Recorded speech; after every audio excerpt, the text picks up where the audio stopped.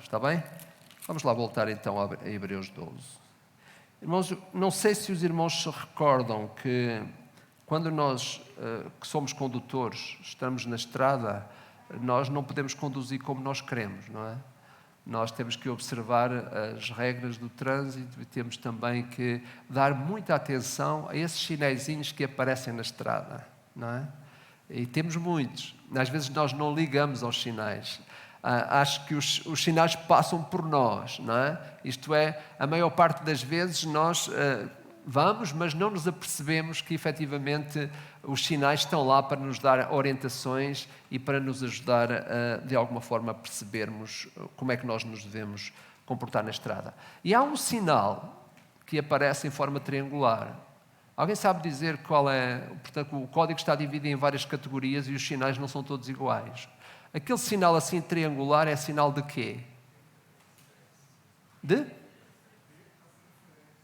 Não estou a ouvir bem.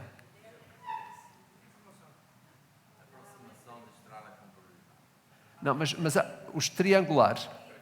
Perigo, não é? Eles estão divididos. E os triangulares são sinais de perigo, não é?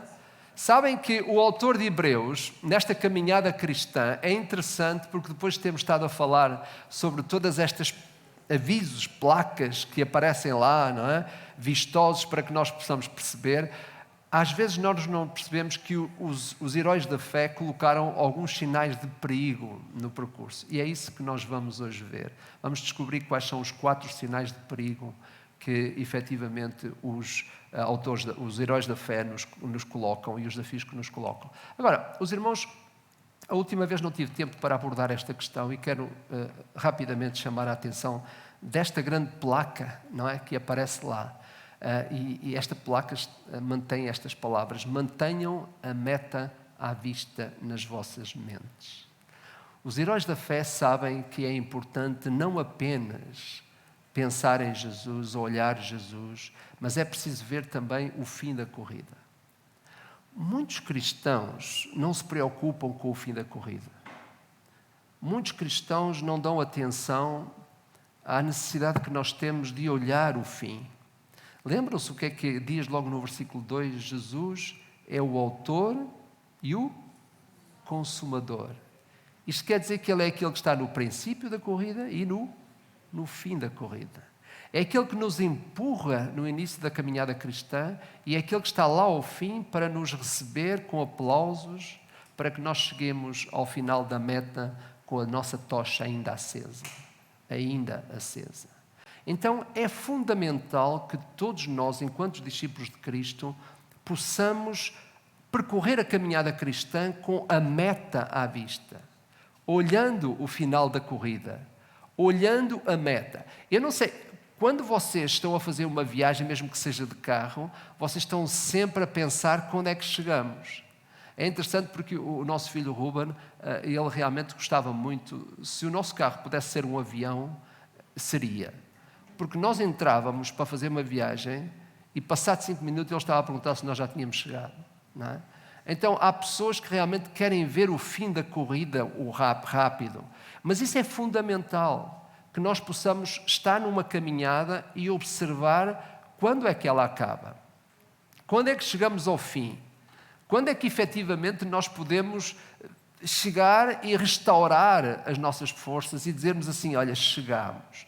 Então, os heróis da fé sabem que é fundamental e importantíssimo, até para o ânimo da própria corrida, nós pensarmos no final da corrida. E é interessante porque a imagem que ele nos traz é assim uma espécie de etapas. Se os irmãos olharem, a certa altura eles dizem, chegamos. Chegaram. Isto é, toda a caminhada cristã se faz com fé. Portanto, eu posso estar à espera do momento lá à frente e dizer aqui, cheguei. É interessante esta análise, não é? Reparem o que eles estão a dizer. Vocês já chegaram. Porquê? Porque a vida do cristão é de fé em fé. Então, quando eu digo que espero de Deus alguma coisa, eu posso dizer, já tenho. Já pensou nisto? E os autores falam-nos desta maneira. A certa altura, eles chegam a um momento da etapa, no versículo 22 do capítulo 12, e eles dizem assim, mas tendes chegado A caminhada está a acontecer. Mas na perspectiva do atleta cristão, ele já chegou. Porquê? Porque aquilo que Deus promete lá à frente acontece hoje.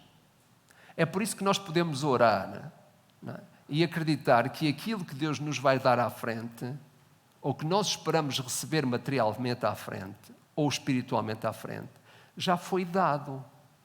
Porque sabem que Deus não está na nossa dimensão. Nós estamos numa dimensão terrena, Ele está numa dimensão eterna. Então, a resposta que Deus faz é na eternidade. E a eternidade não está atrás, está à frente. Pode ser um conceito difícil. Também não vou tentar explicar isto melhor hoje, também, senão vocês daqui a pouco começam os vossos estômagos a trabalhar mais rápido e o prejudicado sou eu, porque vocês começam a ficar com muita fome, não é? Mas esta ideia é interessante, irmãos. O que é que diz a palavra de Deus? Que o crente vive de fé em fé. Isso significa que tudo o que nós temos, já tivemos ou vamos ter, está baseado naquilo que é o exercício da resposta de Deus para as nossas próprias vidas. Deus já deu o que tu ainda não tens, porque tudo é baseado na promessa que Ele nos faz. É por isso que faz sentido orar, faz sentido pedir a Deus, e o que é que diz? Crendo, recebereis. Porquê? Porque Ele é o Deus da dimensão eterna e tudo o que Ele envia para nós, não é? Acontece no temporal, mas foi resposta do eterno. Faz sentido? Olha, se não me expliquei bem, vocês convidem para um café que eu explico melhor. Pode ser? Combinado? Então, reparem o que é que eles dizem. Chegaram. E depois ele diz assim, chegaram ao Monte Sião. O que é o Monte Sião, irmãos? Quando nós olhamos para essa perspectiva, nós sabemos que, de alguma forma, o Monte Sião lembra aquele lugar onde foram dadas as orientações que Deus deu a Moisés, certo? Moisés viu a santidade do Senhor como ninguém. Ninguém mais viu o Senhor como Moisés o viu, além da pessoa do Filho Jesus. Mais à frente é interessante que há outra etapa. Qual é a etapa? Vocês chegaram aonde? À Jerusalém Celestial. Isto recorda-nos o quê? A importância da habitação de Deus no meio do seu povo. É isso que significa. Mais à frente ainda ele diz, chegaram à reunião alegre dos filhos de Deus. Curiosamente, referindo-se àquilo que é a possibilidade desta caminhada cristã em comunhão, em harmonia uns com os outros, aquela alegria que vai ser quando um dia nós estivermos reunidos, não só com aqueles que nós conhecemos, como também com aqueles que nós não conhecemos e que fazem parte da Igreja do Senhor. E depois diz ele, chegaram a Deus, o juiz de todos. Na verdade, procurando dizer que o Senhor é aquele que está lá para nos receber, é aquele que está lá para nos compreender. E por fim, vejam o que ele diz, chegaram a Jesus, o que realmente conquistou e assumiu a aliança. Os irmãos, vejam o que é que os heróis da fé estão a dizer. Eles estão a dizer assim, vocês estão na caminhada cristã, vocês estão a percorrer como atletas a pista da vida, mas ele diz a certa altura, vocês já chegaram. Porquê? Porque a caminhada cristã faz numa perspectiva eterna. Não se faz numa perspectiva simplesmente terrena, temporal, é eterna. E quantos cristãos falham porque estão a viver a vida cristã e a caminhada cristã apenas numa medida temporal? Apenas numa medida terrena. Quando, afinal de contas, nós até já nem somos de cá. É-nos dito que nós pertencemos a uma outra geração. É-nos dito até pelo próprio Paulo que nós já estamos sentados nos lugares celestiais em Cristo Jesus. Às vezes nós queremos manter os nossos pés mais fixos do que, na verdade, eles devem estar.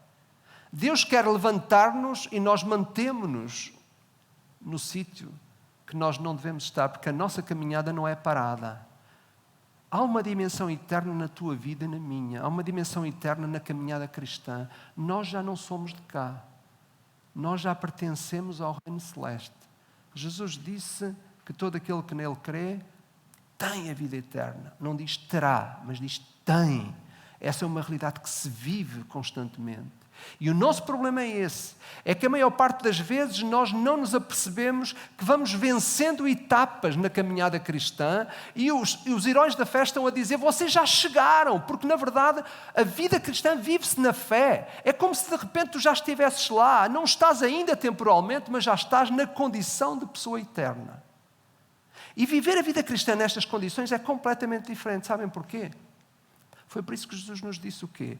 Busquem em primeiro lugar o reino de Deus e a sua justiça. E diz, todas as outras coisas vos serão acrescentadas. A maior parte das vezes nós estamos a viver a caminhada cristã na segunda parte, que é, e todas as outras coisas vos serão acrescentadas. E perdemos a virtude de buscar o reino que é eterno. Isto em termos práticos, tu e eu sabemos como é que isto funciona. Tu e eu sabemos no exercício da nossa vida como tantas vezes nós nos atrapalhamos e trocamos a ordem das coisas.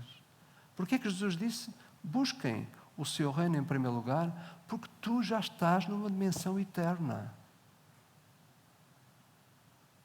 Tu já pertences a outro reino. O apóstolo Paulo chegou a dizer, a nossa cidade está nos céus, de onde nós esperamos o Salvador, o Senhor Jesus Cristo, o qual transformará o nosso corpo abatido para ser conforme o seu corpo glorioso, segundo o seu eficaz poder de sujeitar a si todas as coisas. Filipenses 3:20. Esta é a realidade que nós temos que assumir todos os dias quando acordamos. Deus, eu não sou uma pessoa qualquer, eu sou teu filho. Eu vou para o trabalho, vou para a minha lida diária e eu sou teu filho. Eu estou numa dimensão diferente do meu colega que está ao lado. Eu gostava que ele estivesse na mesma dimensão que eu. Eu gostava que ele conhecesse o Evangelho da mesma realidade que eu. Eu gostava que ele fosse tão eterno quanto eu. Nós às vezes perdemos a noção de que nós somos pessoas eternas. Pertencemos a outro reino. Somos filhos de um Deus grande. E por isso a caminhada cristã tem que se fazer em função de quem somos e não do que queremos. Em função do que somos e não do que queremos. E a maior parte das vezes nós estamos a viver a vida cristã em função do que nós queremos e não do que somos. E por isso é interessante. Então os autores estão aqui a dar-nos uma chega, etapas na vida. Vocês já chegaram, vocês estão na corrida cristã, mas vocês, na perspectiva da bondade de Deus, na perspectiva da celestialidade, na perspectiva daquilo que é eterno, na perspectiva da eternidade, vocês já chegaram. Chegaram ao Monte Sião, onde o povo de Deus recebeu a orientação. Vocês já chegaram à cidade celestial, a Jerusalém. Porquê? Porque ela representa a presença de Deus no meio de cada um de nós. Vocês já chegaram à reunião alegre dos filhos de Deus, ao convívio perfeito que fazemos em Cristo, quando não pomos os nossos interesses à frente dos de Cristo. Vocês já chegaram a Deus, o juiz, aquele que na verdade exerce não tanto a sua justiça, mas o exercício dos seus benefícios. E é isso que vamos ver a seguir. Por fim, vocês já chegaram a Jesus, que selou a aliança. Não há nada a alterar. Nenhum de nós altera os decretos de Deus. Jesus selou a aliança, ela está estabelecida. Tu és um ser eterno já. Tu não podes simplesmente dizer a Deus o que é que tu queres ser. Tu já és. E o único direito que tu tens é ser igual a Jesus. Imitar o Filho Jesus, imitar o Salvador, imitar quem Ele é, imitar os atos missiológicos de Jesus, quando Ele disse que nós devíamos abençoar os outros e não atrapalhar os outros. Quando na caminhada cristã nós fomos colocados e cruzados com o manco, nós temos que ajudar o que está manco. Foi o que vimos a semana passada. Esta é a verdade, meus irmãos. Chegaram. É tão importante eu viver a vida cristã com a meta à frente, não é? Com a meta na minha mente. Eu já cheguei, eu não preciso das minhas forças, eu preciso é das forças de Deus para fazer a caminhada cristã. As forças que me estão prometidas, não aquelas que eu alcanço por mim próprio. Eu dependo do Senhor. Eu não posso fazer a jornada sozinho. Eu não posso caminhar em autossuficiente. Eu preciso daquele que, na verdade, me colocou na corrida, confiou que eu faria a corrida e disse, vai, esta é a tua caminhada, esta é a minha vontade para a tua vida. E é interessante, meus irmãos, quantos cristãos ficam derrotados porque não têm uma perspectiva celestial nas suas vidas? Quantos cristãos vivem amargurados, e falaremos mais sobre isto, simplesmente porque não têm uma perspectiva celeste na vida. Interessante. 4 cuidados de quem caminha. Os tais avisos, não é? Os tais que aparecem, não é? Vamos olhar e ver, meus irmãos. Viver de facto na pista cristã, sem manter os nossos olhos no que é eterno, é um dos mais graves erros dos caminhantes. É um dos mais graves erros que nós podemos, efetivamente, praticar. Paulo chega a dizer que, de facto, nós precisamos desta presença de um Deus constante, real, verdadeiro, que já fez a caminhada e continua a fazê-la connosco, a ajudar-nos. Todo o atleta sabe que é fundamental ter a meta como alvo. É importantíssimo que nós mantenhamos na nossa mente o fim da corrida. Jesus fez isso. E nós temos que olhar o final da corrida, porque no final da corrida está a cruz de Cristo. Foi por isso que nós conseguimos, é por isso que nós conseguimos.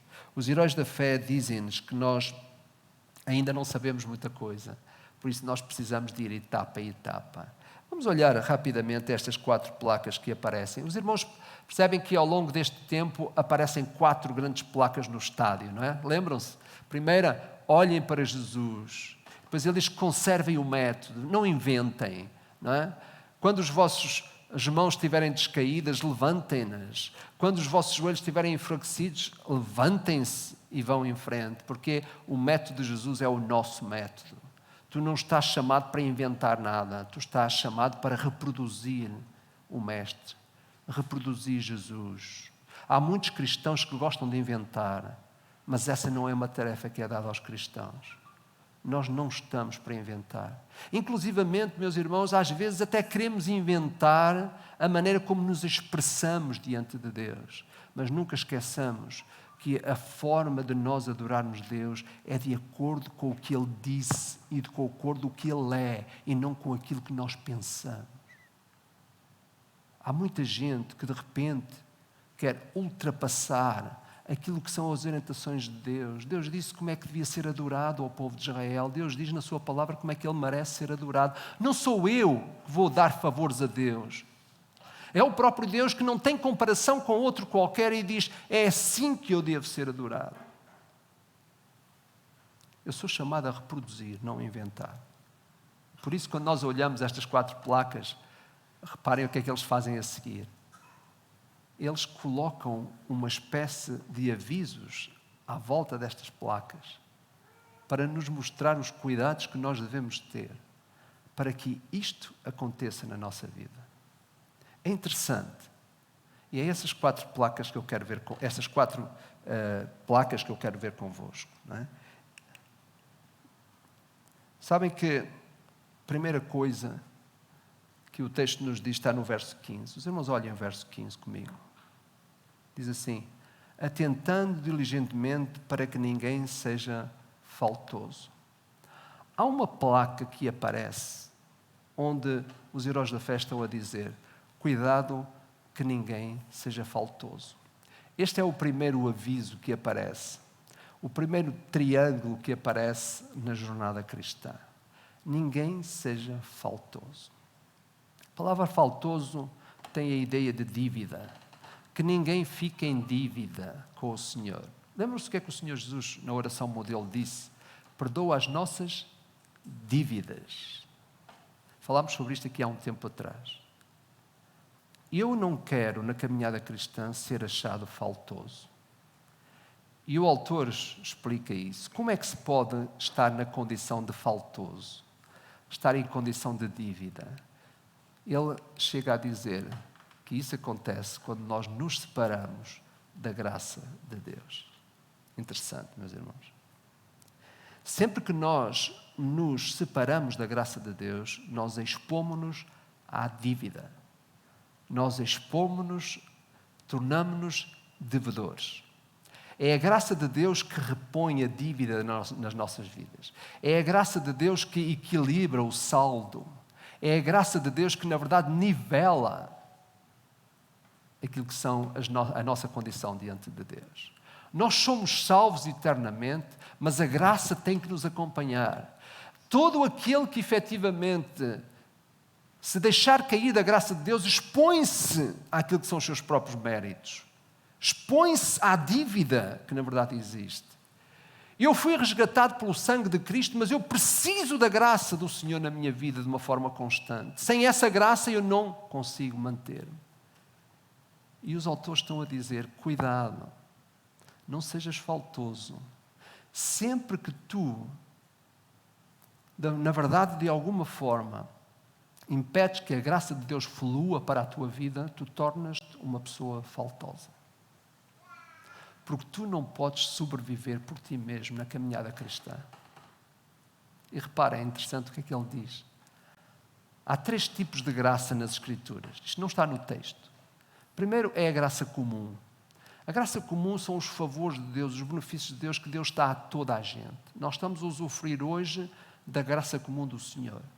Temos sol. Se tivéssemos chuva, seria a mesma coisa. A graça comum é aquilo que Deus traz para todos. Crentes e não crentes, salvos e não salvos, justos e não justos, etc. A graça comum é aquilo que Deus manifesta através de tudo aquilo que Ele dá. A graça salvadora é aquela graça que habilita o cristão a ser filho de Deus, a entrar na família de Deus.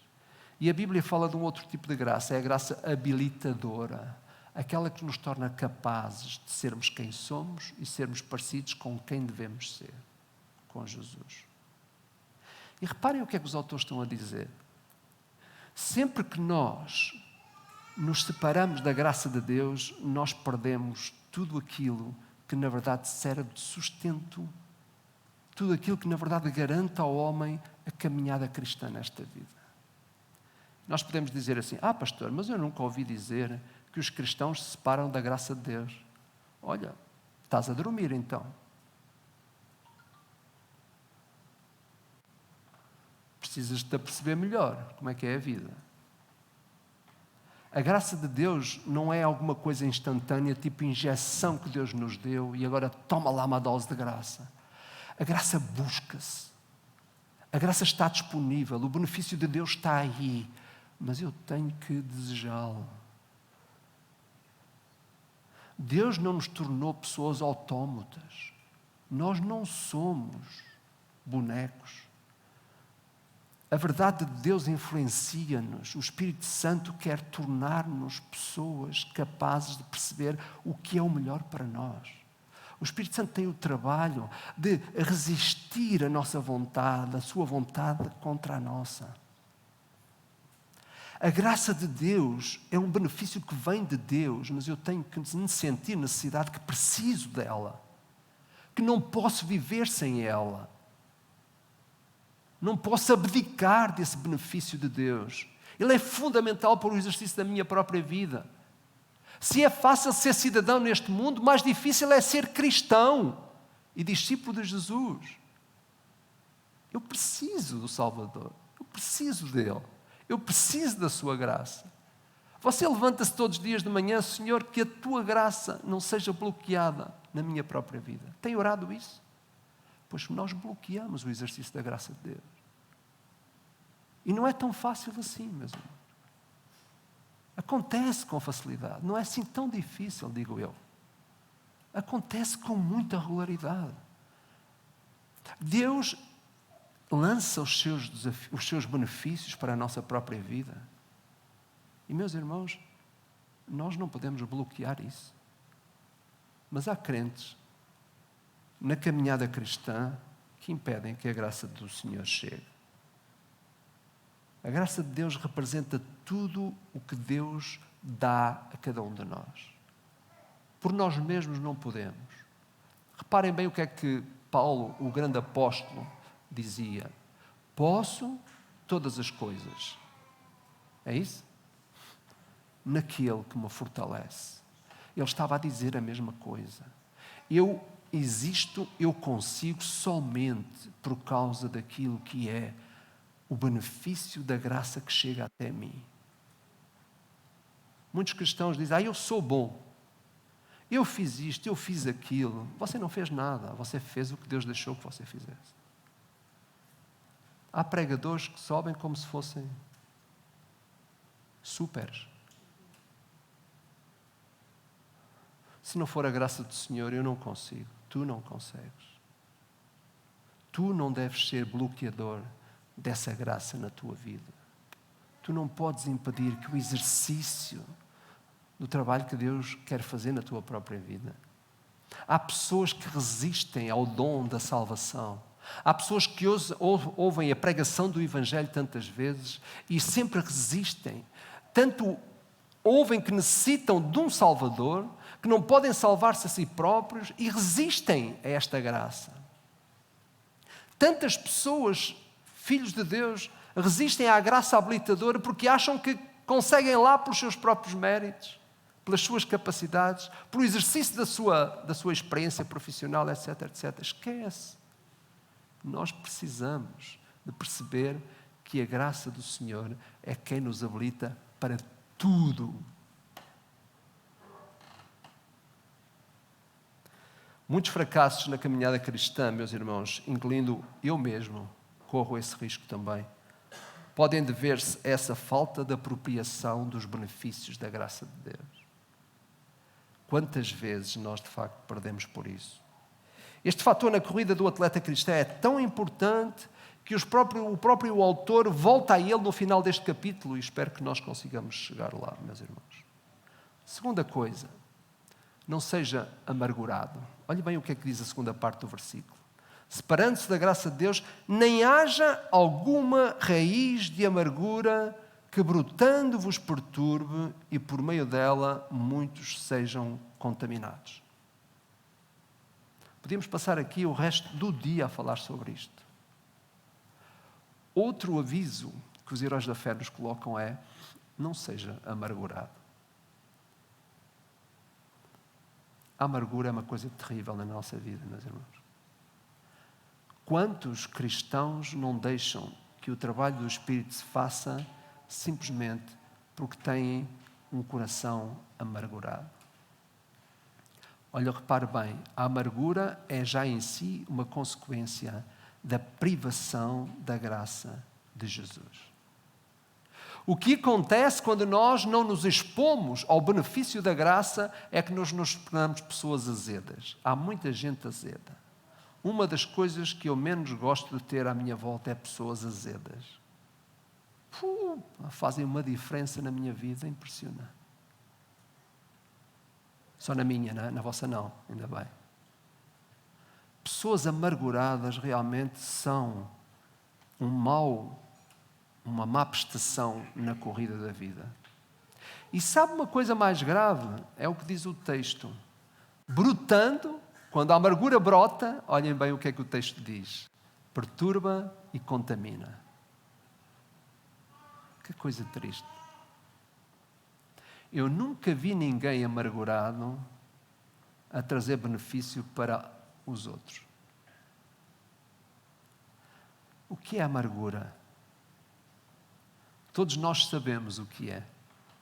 Todos nós, de alguma forma, carregamos um passado que tantas vezes tem um emblema, que é o emblema da amargura. Às vezes nós cantamos, falamos, citamos que somos novas pessoas em Cristo, mas não nos apercebemos da profundidade dessa verdade. Porque se Cristo, a sua obra, teve poder para mudar a nossa condição diante de Deus, logo terá que mudar a nossa condição diante de nós mesmos e uns dos outros. O lugar mais difícil de resolver era na presença do Pai Celestial. Nós éramos culpados, nós merecíamos o castigo, Deus resolveu isso. E às vezes nós nem sequer deixamos que a condição dentro de nós mude. E até somos capazes de vir ao lugar de culto e levantar as mãos. Desculpem a expressão, não é por levantar as mãos, mas no sentido em que nós vimos e estamos tão a louvar o Senhor e o coração entra amargurado e sai amargurado, caminha amargurado, continua amargurado, e a vida de pessoas assim é sempre amargurada. Porquê? Porque nunca houve uma resolução plena das coisas que trouxeram a amargura para dentro do coração. E sabe o que é aborrecido? É que se você se cruza na caminhada cristã com uma pessoa amargulhada, com outro cristão amargurado, está estragado o nosso percurso. Não sou eu que digo, é o autor. Perturba, deixa-me usar a expressão, é chato, como diz o povo. E com toda a razão. Mas mais do que isso, contamina, influencia negativamente. Porquê? Porque, meus irmãos, Jesus resolveu o problema da amargura. O nosso passado não precisa ser acreditado diante dos outros, porque o nosso passado já foi debitado diante de Deus. Não faz sentido eu exibir o crédito da minha velha natureza quando Jesus já me deu uma nova.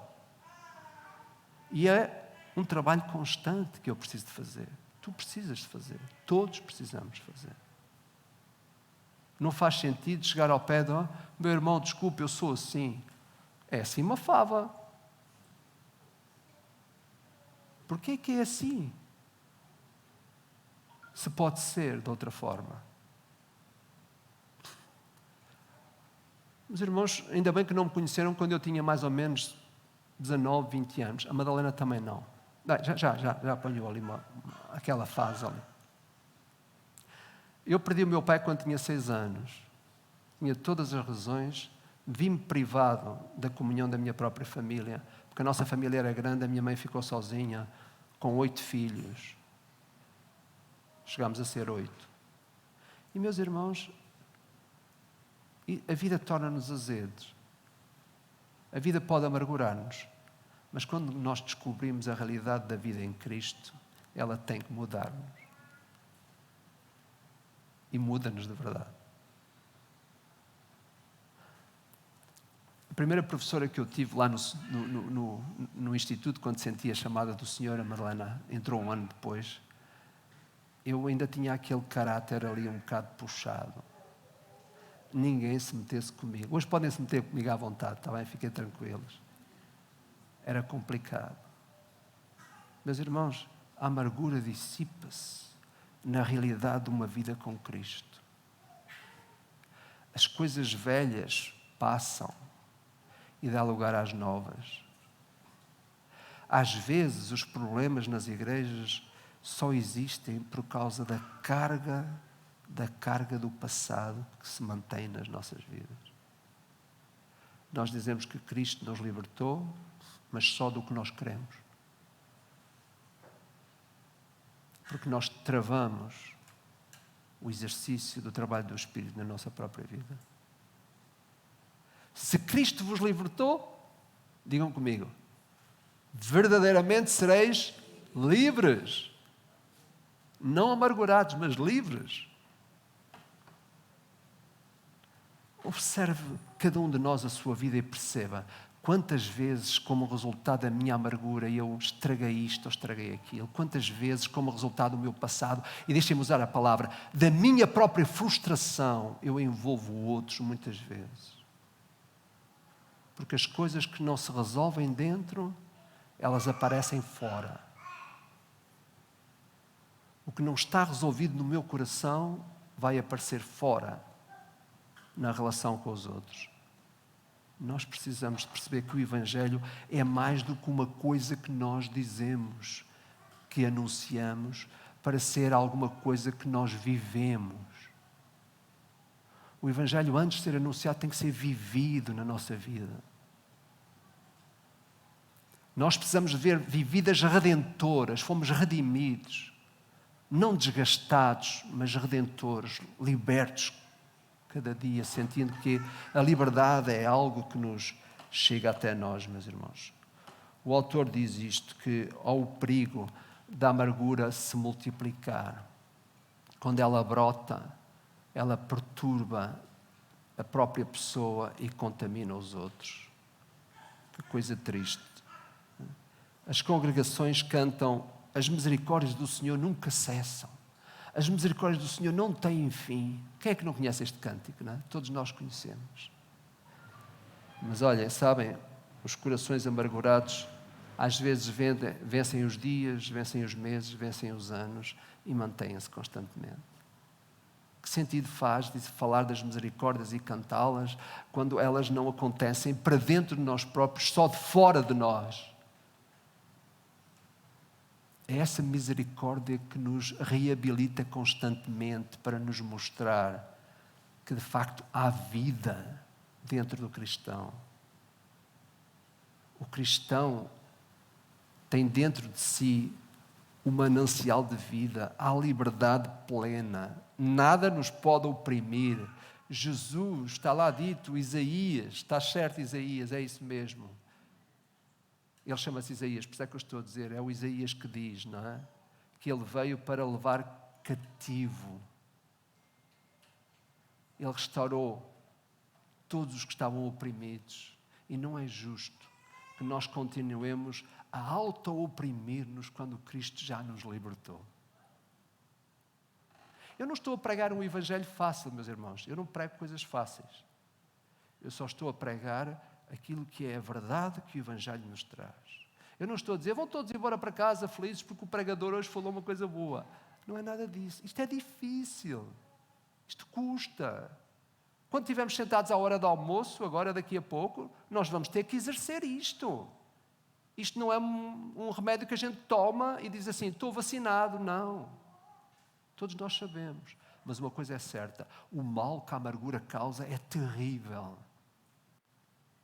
E se nós o deixamos instalado na nossa própria vida, estamos desgastados. Qual é o último cuidado? Não seja imoral. É interessante o texto, não é? Verso 16. Não haja algum impuro ou profano como Esaú. É interessante porque, coitado do Esaú, os próprios heróis da fé estão a usá-lo como um modelo negativo. De facto, a impureza tem uma ação direta, não é? Que vem como resultado desse sentimento de amargura que se conserva. As pessoas amarguradas facilmente se tornam impuras, profanas. Não é? Sabem que o autor vai buscar o exemplo de Esaú para falar deste assunto, porquê? Porque correr na pista da vida com atitudes imorais ou mesmo profanas é complicado para todos. Curiosamente, Esaú não aparece mencionado na galeria dos heróis da fé. Já repararam? Ele não aparece mencionado na galeria dos heróis da fé, capítulo 11. Não é? Então, o autor e os atletas que estão a passar para nós essas informações realmente olham para Esaú como um elemento negativo, um exemplo negativo. Talvez ele sentisse um cuidado mais especial, não é? Mais devotado, digamos assim. Talvez haja aqui algumas questões que às vezes nós precisamos de analisar, e isto é uma chamada de atenção muito cuidada que nós devemos ter. É olhar, às vezes, para as coisas do ponto de vista da família. Quando nós olhamos a família do Jacó e do Esaú, nós às vezes parece que percebemos que há ali qualquer coisa que não funcionou bem, não é? Havia uma tendência do pai olhar mais para um filho e a mãe olhar para o outro. Eu não vou deter-me nessa história, mas apenas para dizer, cuidado com essas preferências. Não quer dizer que isso justificasse o erro de Esaú. Supõe-se que Esaú era um homem de vícios. Supõe-se que Esaú era daqueles que se gostava de sentar à mesa e comer um bom repasto. Supõe-se que para ele a mesa era o mais importante. E ele trocou o seu direito de primogenitura, não é? Isto antes do almoço dizer esta palavra é difícil, não é? O seu direito de primogenitura por uma coisa fútil. Quantas pessoas hoje trocam verdades eternas por coisas fúteis? Quantos cristãos o fazem hoje ainda? Esaú é este exemplo negativo que eles trazem, não é? O perigo aqui é a facilidade que pode existir ao caminhante, muitas vezes vencido pelo cansaço do momento entregar-se a fatores imorais que deixam marcas para sempre. Reparem que o texto é interessante porque a mesma palavra imoral ou profana que aparece aqui no sentido original significa irreligioso. Não é uma palavra muito usada, mas o que é o irreligioso? É aquele que abandona o exercício da fé. E o texto que está aqui é que o próprio Esaú abandonou o seu próprio caminho ao desprezar um direito que lhe tinha sido dado, um benefício que lhe foi concedido. Ele não foi capaz de conservar o que era duradouro e eterno na sua vida e trocou-o por algo passageiro e fútil. Um prato de lentilhas. Mas a verdade é esta. Qual é o teu prato de lentilhas que pode estar a fazer-te desperdiçar as bênçãos do favor de Deus? Se calhar todos nós temos um prato de lentilhas. Se calhar todos nós, de alguma forma, sem querer às vezes, acabamos por trocar aquilo que é eterno por aquilo que é meramente passageiro e fútil. Qual é a vantagem do arrependimento? Porque aqui diz que ele, mesmo buscando o arrependimento, não o alcançou. E nós às vezes podemos ficar confusos. Será que, de facto, o arrependimento não se alcança na vida do cristão? Alcança sempre. O que o autor está a dizer aqui não está a falar diretamente do arrependimento enquanto ato de reconhecimento. Está a falar das consequências. Esaú procurou corrigir o seu erro e não foi possível, porque o direito já tinha sido dado ao outro. Deus nos abençoa com coisas fantásticas, mas nós não temos o direito de pedir a Deus de volta o que nós desperdiçamos. Ele tem graça para dar mais, Ele tem graça para acrescentar, mas tu não tens o direito de pedir que Deus restitua o que tu perdeste. Isso já não é possível. Deus traz de volta a alegria, a satisfação, traz de volta o perdão, mas Ele não traz de volta a consequência que foi gerada por causa do abandono que nós fizemos dos seus favores. E a Bíblia está repleta disto. Pedro chorou amargamente. Judas não teve hipótese porque o seu coração estava profundamente amargurado e não foi capaz de ver a verdade diante de si. O perdão estava à sua mão, etc, etc. Meus irmãos, vamos terminar aqui. Olhem o último. Ele vendeu o seu direito por primogenitura e foi rejeitado. Agora, reparem o último. Olhem o verso 25, que é interessante. Como todos os outros. Tende cuidado, não recuseis ao que fala. O último cuidado que os autores dizem é, olha, não sejas surdo. Quantos cristãos estão surdos? Eu acho que talvez esse seria a maior necessidade se quiséssemos criar laboratórios. Às vezes nós vemos mal, mas ainda vamos percebendo espiritualmente as coisas. Agora, há muitos surdos na fé cristã. Há muita coisa à nossa volta que perturba aquele momento que nós dedicamos para escutar Deus. Eles têm razão. Se nós na pista não ouvirmos as instruções do treinador, nós estamos desgraçados. É como no jogo de futebol. Lá fica o treinador a barrar lá para dentro e ele tem que ter pulmões às vezes, não é? E mesmo assim às vezes não é ouvido. O nosso treinador tantas vezes fala e nós não o queremos ouvir. E esta é a realidade que eles estão a dizer. Que não sejas surdo para ouvir a voz de Deus.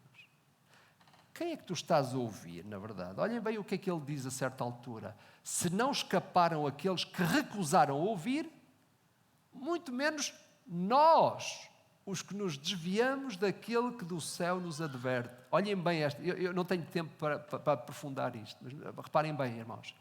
Ele está a dizer, se não recusaram aqueles que recusaram ouvir, está a falar daqueles que negaram ouvir Deus. E ele agora está a dizer, nós, tu e eu, discípulos de Cristo, nós ouvimos dos céus aquele que nos adverte. O plano de comunicação de Deus para nós hoje está mais enriquecido do que o plano de comunicação dos nossos irmãos do passado. É por isso que Hebreus, logo no início, diz o quê? Havendo Deus antigamente falado aos pais pelos profetas, a nós, nestes últimos dias, falou-nos pelo seu Filho. A nossa responsabilidade de hoje é maior do que a responsabilidade dos nossos irmãos do passado. Nós hoje temos pregadores em todo o canto, nós temos palavra de Deus a ser pregada em toda hora. Se tu quiseres, tu vais à net, se passares 24 horas na net, podes ouvir sermões constantes. Mas mesmo assim, não quer dizer que nós ouçamos. Porque o ouvido é um dos aparelhos, é um dos órgãos do nosso corpo mais complexo. Não vou falar sobre isso agora. É interessante. Nós precisamos de ouvir Deus. Neste mundo barulhento, neste mundo confuso, nós precisamos de ouvir Deus. E quero terminar com isto, irmãos. Olhem o verso último. Verso 28. Vejam comigo. Por isso, recebendo nós um reino inabalável, retenhamos a graça. Lembram-se que ele diz lá atrás? Não desperdicem a graça do Senhor. E agora ele está a dizer o quê? Retenham a graça. Interessante. Já não é só aquela ideia de perder os benefícios de Deus, nós temos que nos agarrar a eles. Não é só aquela ideia de que, ok, não tem problema. Deus é gracioso e misericordioso, amanhã Ele tem cá outra vez o que me queria dar hoje. É mais do que isso. Nós precisamos de reter a graça. Nós precisamos nos agarrar a ela, de viver por ela, viver sem ser realmente esperando em alguma outra coisa que não o desejo constante e permanente dessa graça. Olhem bem o que é que ele diz. Retenhamos a graça para servirmos a Deus de modo agradável, com reverência, com santo temor. É interessante o que é que o autor está a dizer. De modo agradável é como Deus quer e não como eu quero. Olha bem esta expressão. Sirvamos a Deus de modo agradável. Servir a Deus de modo agradável não é fazer o que eu quero, é fazer o que Deus quer. Não é encontrar modelos para eu dizer como é que eu adoro a Deus. Não. É saber como é que Deus deseja ser adorado. Não faltava mais nada. Deus ser um Deus tão grande e único e eu ter que agora inventar maneiras de adorar a Deus. Não faz sentido nenhum. Se Ele é único de uma forma, Ele é único da outra. É Ele próprio que deve dizer, é assim que eu quero que vocês me adorem. E é por isso que Jesus disse à mulher samaritana, em espírito e em verdade. Alguém sabe o que é que isso quer dizer? Sabemos. Temos é que fazer um exercício para perceber como é. Em espírito e em verdade. Com reverência.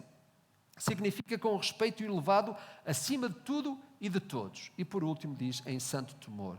É um temor exclusivo. É um temor exclusivo. O temor a Deus é um temor exclusivo. É só a Ele mesmo. Não é um temor dividido por várias pessoas. É um temor que se tem somente a Ele. É um temor exclusivo de Deus. É somente Ele. E Ele é assim que eu realmente o vejo. Não vejo os outros como Deus. Eu vejo Deus de uma forma única. Há muita gente que olha para Deus como olha para os outros. Deus é o único. Se eu olhar para Deus como olho para os outros, eu estou errado. Deus é o único. O temor a Ele é um temor exclusivo.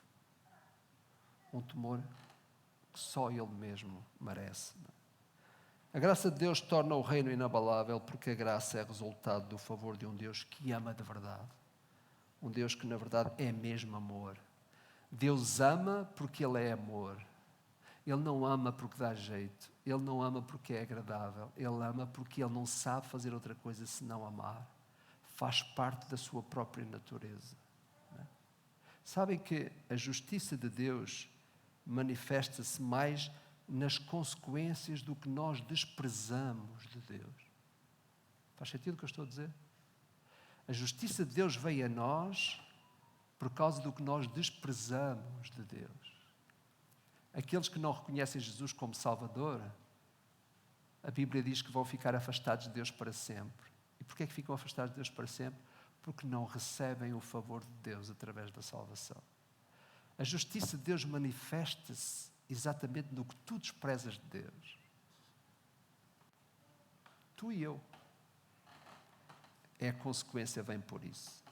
Meus irmãos, quero terminar com este versículo, que é o mesmo que citamos. Recebendo nós um reino inabalável, retenhamos a graça pela qual sirvamos a Deus. E agora repara, de modo agradável, com reverência e com santo temor. É assim que se faz a caminhada cristã.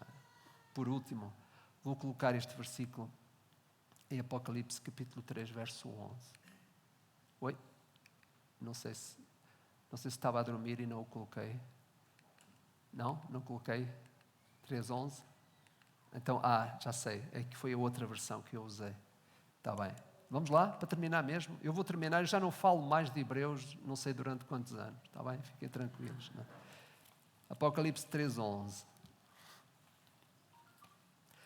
O Senhor está a falar à igreja de Filadélfia. E olhem bem o que é que Ele diz.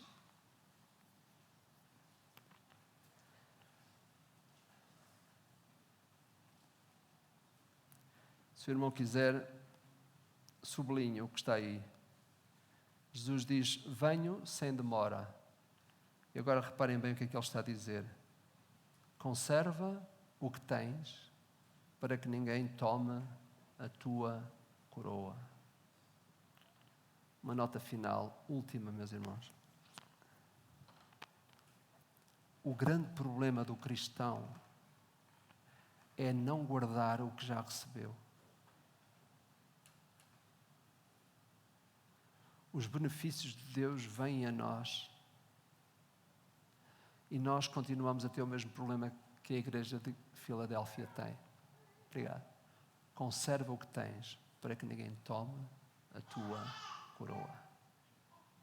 Se tu não guardares, Paulo dizia o quê? Guardei o bom depósito. Ele disse, combati o bom combate, acabei a carreira, guardei a fé. Deus não se preocupa com o que é que tu guardaste de material. Ele preocupa-se com o que tu amontoaste do ponto de vista espiritual. Foi porque o próprio Senhor Jesus disse, não é? Que aquilo que se guardava aqui, materialmente, é consumido pela ferrugem, mas aquilo que se conserva nos céus, não. Meus irmãos, como resultado de tudo isto, de Hebreus 12, é bom que a nossa igreja se preocupe, cada um de nós, em conservar o que nós já alcançamos em Cristo Jesus. Nós temos que ser como baterias de automóvel. Sabem o que é que fazem as baterias de automóvel? Elas têm um fim de vida, não é? É verdade, tudo está como tudo. Mas elas, quanto mais cuidadas elas são, mais energia acumulam. Nós somos como baterias. Quanto mais nos relacionamos com o Senhor, mais energia acumulamos. Guarda o que tens, é o que o Senhor diz. Na corrida da pista da vida, tu não és chamado a inventar, não és chamado a ir buscar nada de fora, tu és chamado a conservar o que Cristo já alcançou.